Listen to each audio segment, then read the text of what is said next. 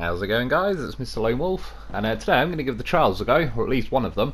I'm going to go for the, Lost in Wilderness with a loaf, give that a little go. Reading from the description, it's just saying there's an old village in the middle of nowhere that three plonkers have gone out and got the cars stuck or whatever. Yeah, the prize for doing it is that Masher, bobblehead. Pretty sexy looking loaf there, if I do say so myself. It's a pretty nice little thumbnail screenshot thing. Pretty quick to load the map. I suppose, in fact, that's probably a hint that it's not the biggest map in the world. I didn't really think of that until now. Anyway, yeah, when you land here, I mean, the description essentially says you're on your own, there is no map, go fuck yourself, and good luck. I still tried. If I'm honest, I don't mind that there's no map, but it would have been nice if they just gave you, even if it was 99% a black square, you know, if you just knew, like, where you were in relation to the map in some small way. But I'm not knocking it or anything. I think it's more, I don't know, maybe bordering on slight OCD. I just wanted to know where I was. I kind of like, because you have to go and search for some vehicles now, and that's what you got to do on this mission. There's three people that have got lost somewhere. You got to go and find their vehicles. You can see in the top right, there's two Don 71s and a TUZ. Is it the 166? And yeah, there's no map, no nothing, you just got to start roaming. I'll be honest, I got bloody lucky, really. So when I set off, I mean, you can go left or right, really. I went right first, and then I got to a T-junction, so I went right again. There was no rhyme or reason behind it. To be honest, I could easily be accused, if you watch this, that I'd already seen roughly where the cars were or something. I genuinely haven't. I've not seen a video of this, I've not even seen a thumbnail, anything. Nobody's even mentioned it in the comments, like where the loafs, not the loafs, where the cars would be in relation. I just like to say I sort of flipped a coin in my head. I went right, and then I went right again, and I suppose as I went right again, I was kind of thinking, I'm sort of going around the map clockwise, if that makes sense, and that was about my only thing to go on. Like I said, I think that's partly why, even though I'm fine not having the map now, it's just, I don't know, I kind of like to systematically do things, and there was a slight feeling, this mission was pretty cool in the end. I was enjoying driving around in the loaf. It was just, I don't know, you know that, like, you don't really know if you're 5 minutes away from finding a car or 2 hours away from finding a car, and there was that slight feeling in the back of my head, like, oh god, I'm either going to enjoy this or I'm going to be pulling my hair out in 2 hours time, having gone round in circles and all sorts. All things considered, I mean, it is purely like the cars seem random. I've seen that car there, you see right now, I was heading near, I didn't even know. I suppose when I was more paying attention, it's like two Don 71s and stuff I was looking for. There is a few junked cars like around the map like that. I wonder if they were kind of possible placeholders, or yeah, little bits of bait to make you start heading over that way. And as I'm going down the road, I have edited some of this out for multiple reasons. This first car I find actually went pretty well, all things considered. But yeah, the two main things is, at some points there was just a lot of aimless driving around, and when the trees get pretty dense, and the forest does, as I'm spinning the camera around all over the place trying to look, because again I have no idea where they are, I'm just trying to hope I can see the silhouette of either car in the distance. Yeah, my camera's kind of swinging through the trees a lot and all sorts, and I don't know really. I mean, if I didn't edit this, it would have been about getting on for double the length of this video. And this first rescue is 99% in there. That's what she said. After I went and got fuel, I got to that yard that was like blocked by one of those posts. All I did was I cut that out where I was just messing around, kind of like trying to drive over the post for a few minutes. I went straight back on myself, followed the road back up a bit, and then took one of the other junctions. To be fair, this map, even though it's kind of in the middle of nowhere and yeah, you don't have a clue what you're doing or where you're going, there is roads kind of going all over the place, even if they're pretty poor excuses for roads, but it kind of gives you a little sense of like you've got somewhere that you can head. You can see that yard that was just on my left now, so this is obviously like a road that essentially loops around it. I was originally considering, I was theoretically able to do it. I was pulling myself on the winch to go over that post that was blocking that yard, but I didn't even know once I got in there. I was just like, I highly doubt this is the way. There's one of those yards on Zimnigors that I used the Tatran. I sat on the roof of the Tatran and jumped over the bar, but yeah, I didn't really know what I'd be in store for when I got in there, but I kind of figured it was probably not part of the mission, so I tried to stay on track, pay attention. There's only so much, only so long I can last before I start messing around. As for the Lo4f setup and everything, it's not too bad, to be honest. It could definitely be worse. They've got the ladders on the back and stuff, but they haven't really put any stupid bumpers on or anything like that. The only thing, it's definitely confirmed it now, to me, is like, I would rather the high range gearbox, if I'm honest. There's just something, and I mean, this is one thing I can definitely say, is I've drove the Lo4f around a shitload with the high range gearbox. And yeah, when I realised I had the low range gearbox on this, or the off-road or SnowRunner gearbox I suppose, versus the freeway with the Scouts, yeah, I kind of thought, oh well, we'll see then, maybe, rough terrain, all the rest of it, I might enjoy it. I honestly don't. It just feels like, I've said it before with other trucks, that the lower range gearboxes tend to just feel like they've got more rev and speed caps on it, and sometimes it's just like, you can hardly hear the engine making any noise now until I winch myself out of there, and then suddenly the revs build back up. And you'll see this happen a couple of times in this video, nothing crazy or anything, but at times it's like the revs and all the power just absolutely vanish, and that's it really. So it's like, yeah, I feel with the high range gearbox, or freeway, whatever bloody hell it's called on this one, in auto it goes very nicely. I didn't really find much use out of the 3 low ranges on this, just because again they're so rev capped that it kind of doesn't, I don't know, just regular low on the high range feels pretty decent. Auto is pretty damn good in the high range, and the high range is pretty damn good, whereas in this, yeah.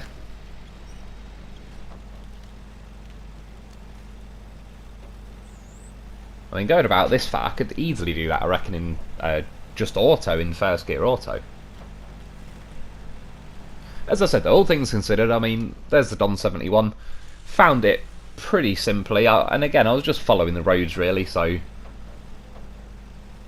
I mean, I have no clue how massive this map is. I didn't particularly, or specifically, see any, like, of those red barriers that were fencing off the edges or anything, but I don't know if this map is kind of fenced off via its own terrain, if that makes sense, where you wouldn't even get to the edge of the map because it's just not really possible. I mean, I think it would be pretty cool if, after you complete this, if it gave you this map as like an extra little option, even if it wasn't in with the regular maps. If there was just, you could go on this map where you're able to go into your menu, see the map and cover it or whatever, because I'm just out of curiosity, really. I mean, I suppose now I've done this trial once, I basically know where the cars are, so if I did it again, it would be a lot quicker, really, a lot smoother, a lot easier. I mean, that's part of the reason I edited some of it out, particularly the next cars I get, or particularly the last one, the TUZ166, because I just spent a good half an hour just driving around, and yeah, as you can see now, the camera keeps kind of disappearing behind trees and all sorts. I was just driving around aimlessly. If I was to leave the footage in of me, say, setting off from where you start to the car, this video, like I said, would be about 70 minutes long. If you really... I mean, this video should give you a decent idea of where the cars are. At the same time, though, if you watch this video but you don't exactly want to know where the cars are, you can kind of... yeah, I mean, this isn't going to give you the... It's not like a walkthrough or anything, but you can definitely... One thing I have left in is like the journeys back from once I found the car, so I suppose you could kind of reverse engineer the route. But as I said, I found... Well, the third one I wouldn't quite say I stumbled upon too easily, but I was heading in the right direction most of the time. Maybe a little bit of a convoluted way, but I was generally, yeah, heading the right way. It was just... I was kind of zigzagging through trees, and like I said, because I was looking for just a car in the distance, had no idea what it was gonna, where it was gonna be or anything. So I was just swinging the camera around, like I wasn't really looking forward or anything, and yeah, it was just a little bit scruffy in the end. So anyway, followed the road back down the way I came. Now there's back to that fuel station. On that side at least, I mean again, I found this car first. This seems to be like the beginner one, if that makes sense. This was definitely not only the easiest car to find, but for whatever reason, there's a fuel station just as I'm leaving that way, and then there was another fuel station near that yard. Yeah, once I drove into this square, it automatically just took the Don 71 from me, so that's one of them done. And I appear to have gained a free tree in the process. I was eyeballing them pumpkins as well. Like, well, I don't know, but I've already got the trophy or whatever it is. I mean, look at it. A loaf in the wild. A natural loaf disguised as a hammer and sickle. What a genius. It's like a pro gamer move, that is. No one would expect a hammer and sickle in the middle of the forest. Oh yeah. Attempts to mount it were made. Successfully, I might add. Here the Predator. He agrees. See? Just gotta play it cool. This is a loaf mating ritual. Do you mind if I tickle your sickle with my pickle for a nickel? Don't be fickle. Job done. Have a little look. Yep. Loaf in the oven. We good.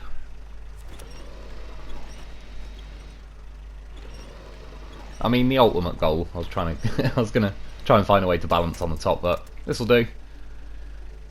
You wake up in the morning and find a hammer and sickle sticking out your ass, then just like communism, everybody probably got fucked. So, that was about it for messing around. Not bad, all things considered. Well, as you can tell, there's a bit of a jump between the two.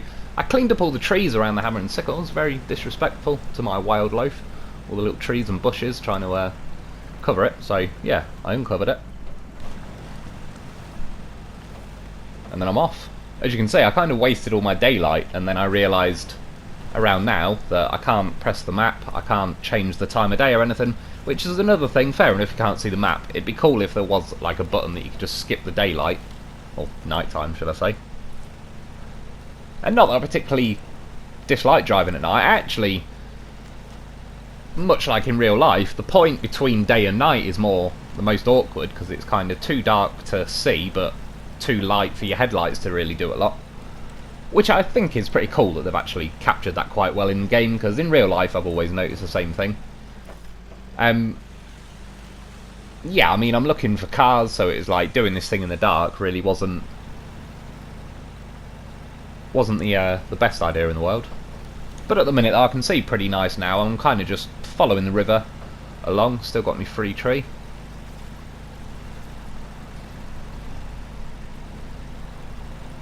But yeah, it's definitely getting dark. And again, I have no idea where I was going. I just thought I'd follow along the river. Kind of just going on gut feelings this game, and to be fair, they served me pretty well.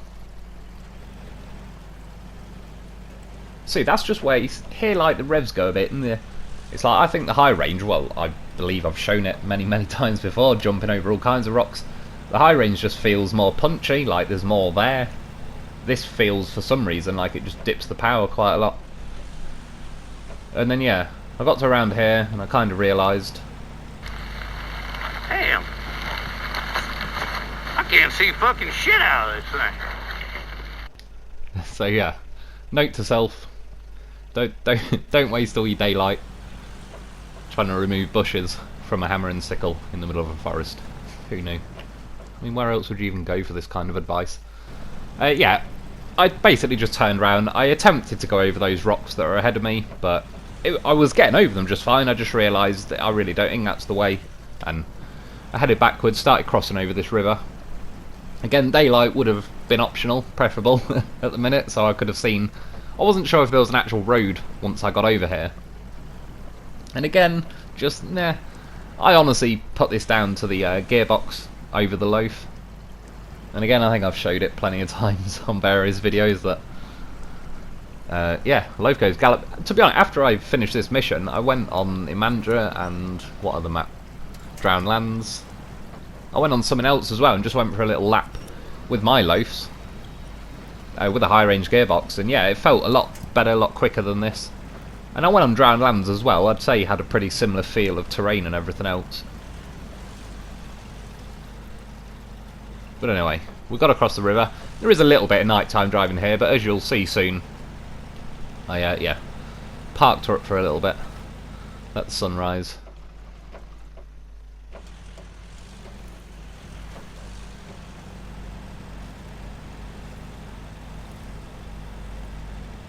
See, to me, that just doesn't feel quite. It's just not quite there. Not quite for the old Lo4f. At least they gave us a roof rack. I didn't use any of the repairs or anything like that. I did end up topping up the fuel on 2 or 3 of the vehicles I found, but if I'm honest, I didn't really feel a difference when I did. Like, it just, I don't know. I was towing them along and it was pretty normal. Ended up getting stuck on them routes. There's a lot of routes that you can't really see all throughout the map, but for whatever reason they seem to hook onto the chassis of the Lo4f pretty well. Well, I've found routes like that on other maps. They seem to hook on all things more than they should, really. Yeah, got to this point. I was trying to look over that mountain gully bit, and I was kind of thinking, I can't even tell. Like, I'm trying to look for cars, and I just can't see what the hell is going on. So yeah, I waited a bit, replied to some more comments. Still, there's a few comments. I'm lagging behind a little bit, but I needed to get on with this. Yeah, waited till the daylight, started to set off again just before I was going to drive. Thought I'll have a little look around. And it has already appeared in the picture, the vehicle I'm looking for, but I hadn't realised yet. I thought like that reddish looking thing over in the distance might be it. I kind of then looked at that radio tower. You see there where I floored it? I was about to drive off and I'd just seen that little yellowy orangeness at the bottom of the radio tower. I was like, yes, that looks like a Don to me. Lo4f, he doesn't hang around. Shortest route possible. Yeah, a lot of this terrain on this map is quite trollish. This, to be fair, I actually think is pretty legit. Like, I went into the gully or the valley, whatever, and it all got a little bit boggy later on, and I ended up editing it out, but I went across like this really quite a steep little bump over off the road, kind of over to the other side, and even the terrain on there was absolutely like, it looks just like a nice grassy hill, and then you go to drive in it and the Lo4f tyres pretty much sink a decent amount through the ground, and you just crawl along pretty slow. See now though, I appreciate I was in high then and it stalled, that's fair enough. Like, can you hear, that's me flooring it, and you can barely hear any revs, the tyres aren't even attempting to move. That's just what I don't, and personally it's just my gut feeling, I think, not just on the Lo4f either. I've said already I don't really like the Scout gearboxes in general, but yeah, I just believe it is, like, the gearbox just has, especially the lower range ones, just has such harsh like rev and speed limits that I think it messes with like the natural mechanics of the vehicle. But anyway, we got up there. Yeah, get the Don 71. To be fair, I will say the Don 71, for whatever reason, just feels a lot easier to tow than the TZ 166 was horrible to tow for some reason. Like, it just felt like a constant anchor. It didn't even really feel heavy or anything. It was just, I don't know whether it's got skinnier wheels or just a more trollish bumper or what, but it certainly wasn't as smooth to just tow along as these, the 2 Don 71s were. At least, thankfully, 2 of them were the Don 71.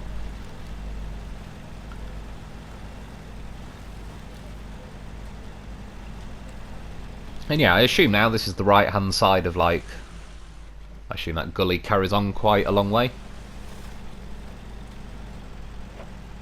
And you'll see again some moments here which, in all the hours I've been driving around in my Lo4f with a high range, I've never had this happen. I started rolling backwards there even when I was driving, which I was a bit kind of surprised, but I was like, well, maybe that was, like, maybe I was tapping L1 trying to jump it up the gears and it just dropped into reverse. I didn't even look then, to be honest, but I was like, fair enough, whatever, I'll carry on.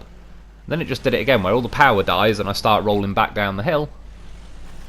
And I don't even think it was in reverse that time. Anyway, I cut ahead a little bit because I was just, I think I was like drinking my coffee and saying hello to my cat or whatever when he turned up. Yeah, eventually started driving up. I'm in the high-low gear now. Get to here, power all goes, just starts rolling. I genuinely didn't let off the accelerator once that whole time. It had already been doing this to me a few times now, so for my own sanity, I was like, okay, I'm just going to floor it up the hill and not let go at all. And yeah, it did the same thing, and that was in high-low. Like, I don't know what the hell was going on there, but if that's what I gain for having the SnowRunner gearbox is some extra low gears that just die on you, then yeah, not sold. I'll stick to the high range. And even now, it just doesn't feel loafiness. The loafiness isn't there. Well, not quite. I mean, it's, you know, 75% loaf, but there's a reason I like the loaf. It's because it's 100% loaf with a high range in it.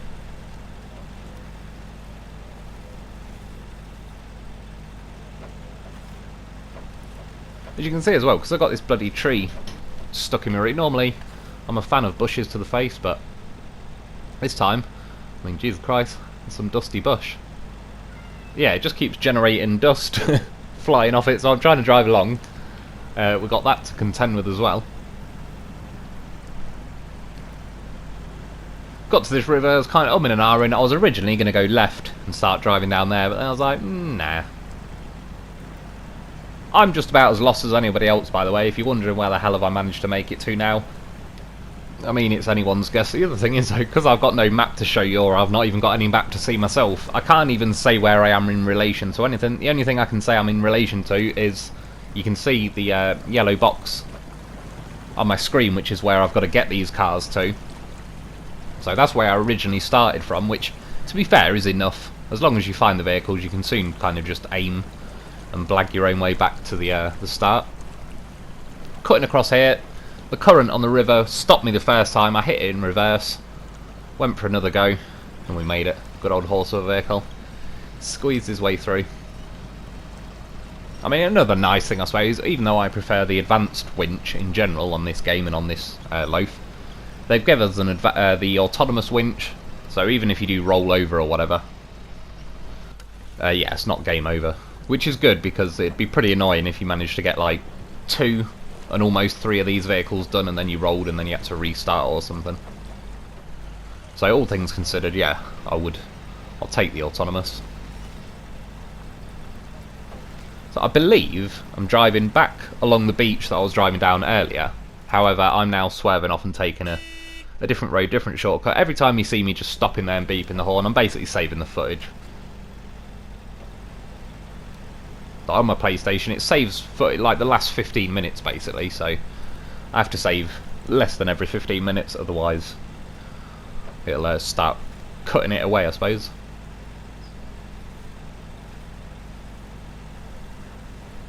Yeah, I mean, the high gear in this as well, I just will say while I was at it, I do quite like the high gear even in the high range gearbox. It's a bit faster than this and it does feel a bit better.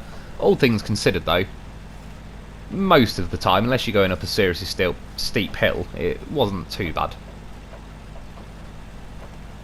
I mean, overall, like I said, this map, this trial, it wasn't horrible in the end, because, I mean, yeah, I probably spent just over an hour in total on the mission, but like I said, a bit of that was messing around with that hammer and sickle and all sorts, so yeah, it was quite nice going for a little cruise with a loaf. Like I said, it was just that slight OCD part where it's kind of like, because I don't know when I'm going to finish, and I don't know, yeah, how far I've got to drive. I didn't know if this was a map the same size as Imandra, or if it was like a tiny little map. I still don't really know. I mean, I'd definitely say it's smaller than Imandra. And judging from the time the map took to load up, probably, yeah, it's got to be fairly small, I would have thought, but certainly when you're driving around you don't know where the hell you're going, it's big enough.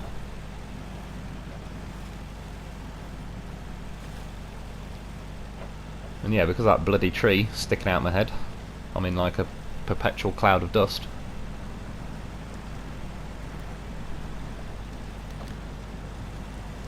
There is times, I mean, I don't know if I had any tips for doing this. I mean, with the loaf, generally speaking, some of the boggy roads you drive down, you're better off just skirting along the edge of them. But most of the time that gets you by. So I'm basically back now. You can see the little red bit of the hammer and sickle in front of me. Especially when you're towing these things, going through the water. There's quite a lot of trees and stuff laying in the water. There's quite a lot of roots that are all in the ground.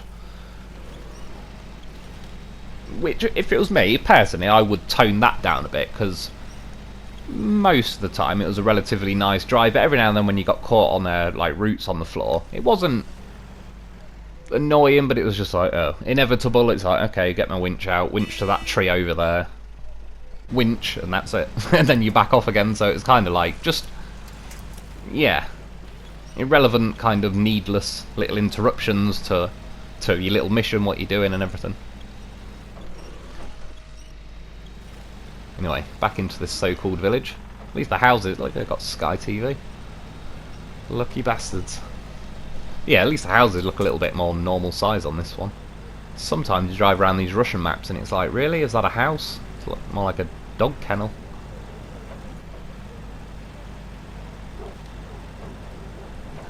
That fuel scout trailer thing, by the way, I never needed it. I certainly wouldn't recommend using it. It's pretty doubtful that you'll need it, especially that you got the roof rack on this thing as well. As long as you just, every time you get one car back there, go to one of these fuel stations, make sure you top your loaf up, top your roof rack up, and yeah, most of the time, I mean, you just don't run out of fuel. You'll see, I think, by the time I grabbed this last car, I was a bit low on fuel, so I topped them both up, but 120 litres on the roof rack is plenty for the loaf. And yeah, as I get a bit further up here, this is where I'm going to, like, jump ahead quite a bit, really, because I just went on a random drive across nowhere. All things considered, I think I guessed them pretty well. Obviously, I went right the first time, found that vehicle pretty quick. Went left for the second vehicle. It took a little bit longer. I kind of got a bit lucky, really. When I parked on that cliff and waited for it to become daylight, it was literally on the other side of the valley. And yeah, this one, though, was a bit more trollish.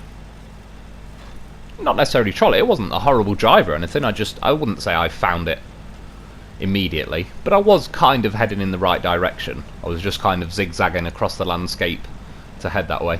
I mean, the loaf is doing pretty well, climbing through those dodgy little sections. Like I say, it'd be pretty cool if they did give us this map after we'd done it, just to go and have a little roam around on it, but with an actual map where you can then see where you are relative to everything else. The main reason I edited that out is because then I started going left up the hill and all sorts, kind of got stuck in the middle. Not stuck, but just realised it really wasn't the way I was supposed to be going. So I doubled back on myself. There's another possible vehicle, an apparent house. I'm not sure if I really want to be living in that. I'd rather a tent. And I ain't shy pitching a tent when the time is needed. Nothing wrong with a bit of self-loafing. I nearly lost my virginity in a tent, actually. Yeah, close but no cigar. It's a shame as well. I hear sex while camping is pretty damn good. Why? Well, it's fucking intense. Yeah, so I hear anyway. Never quite got to find out myself. But it was not for lack of trying. Give it a go. Found out the importance of lube at night. Importance of lack of. Not trying to fit a loaf down a chimney. So yeah, got to here. I was just about to swerve off to the right as well. Just had one last look. I was like, yes, spotted the soft top and the TUZ 166. We're good to go. That's one in the bag. That's the last one in the bag. The most awkward one. Oh, I think it was anyway.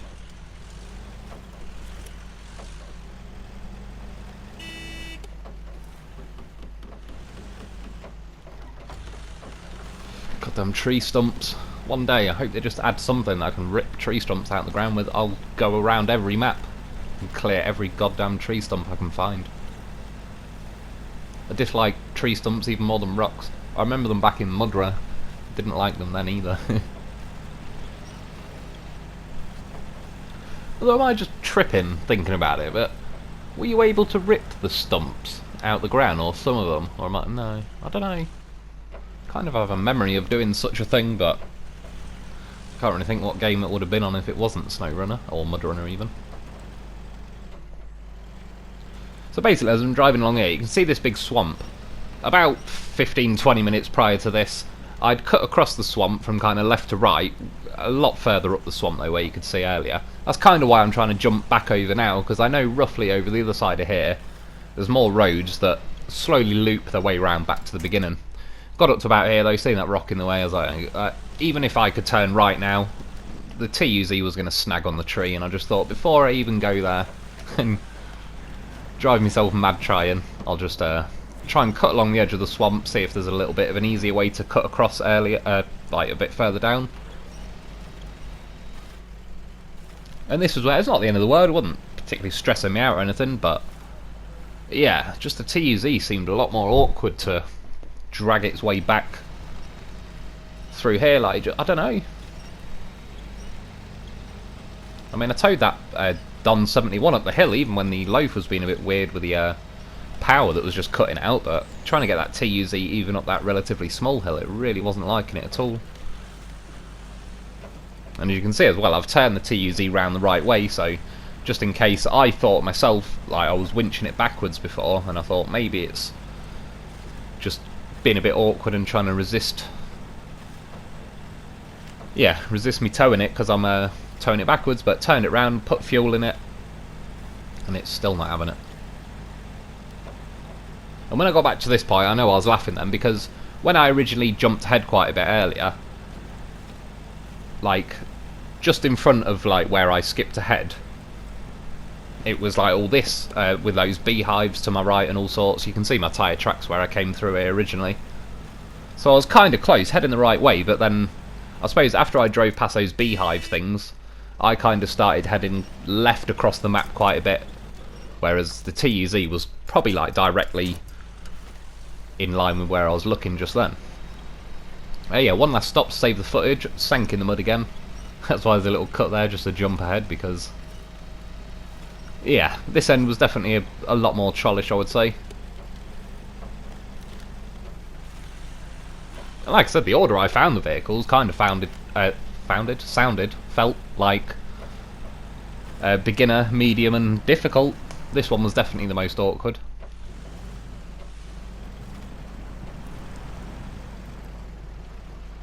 And it's a good job I found this when I did, because as you can see the light is fading pretty fast, and yeah, I didn't really fancy sitting around for another night. Although to be fair, now I actually have got the vehicle and I'm heading back, I probably would have just carried on regardless, even if it was dark, but nonetheless, for these sort of missions I do like to, well I suppose especially because it's a new map, I kind of like to see what's going on anyway, just because, yeah, kind of look around, soak up the scenery as much as I can.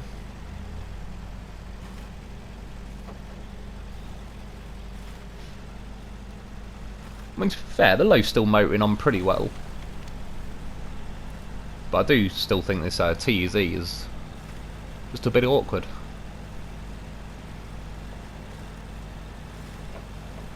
And yeah, that little petrol sign that's came up, that's the petrol station that's in the village, so we're practically back now.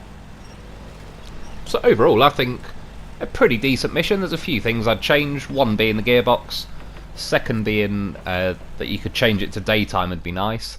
That's probably about it. Again, the whole thing with like just seeing where you are relative on the map at the beginning, it'd be nice. I wouldn't say I'd say no to the offer, but I'm not saying it particularly needs it. I think that was just, like I said, I like to do things quite systematically. This kind of throws you in, and yeah, systematically isn't necessarily an option. And for whatever reason as well, driving along here, can almost taste victory, and then it just bogs down, which it didn't do with either of the Don 71s. I brought the first Don 71 this way, the second one I came from the other direction, but yeah, it was not enjoying it as much. And for some reason I made it into the box. Both the other cars, as soon as my Lo4f kind of touched this area, it just automatically took the cars off me and completed that step. For some reason this was having none of it, so I dragged the car into the box, drove out of the box, stuck a winch on the car and reversed back in, and then it took it. So yeah, that's it, mission done. The guy just saying he's happy or whatever. Yeah, I got myself that Masher bobblehead doll thing. I'm not too arsey, I mean it's pretty cool, I'll show you that in a sec. Yeah, there's no money by the looks of it, but all in all, it was a pretty fun little trial, pretty fun, doing a little lap with the Lo4f. Quick last little look at the hammer and sickle. Yeah, this is what you unlock, the Masher bobblehead thing. Quickly pop some stickers in there, that's make them all nice and symmetrical. To have some sense of order in my game. So yeah, this is the thing, drive into the nearest thing possible, make it do a thing, do a little jiggle, do a little dance. And that's about it. I mean, that's what you get. I don't really know what else to say. I'm not disappointed by it, it's just, it is what it is. Once you've seen it jiggle. I went for a little jump, tried to jump the wall. I have actually successfully jumped that wall before. I may Say so myself, me and the loaf, we do pretty well. Anyway, that's about it for today though. I hope you've enjoyed, I hope that helps. Thanks for watching. That's, yeah, Loaf in the Wild, whatever the fuck it's called. And I'll be back soon.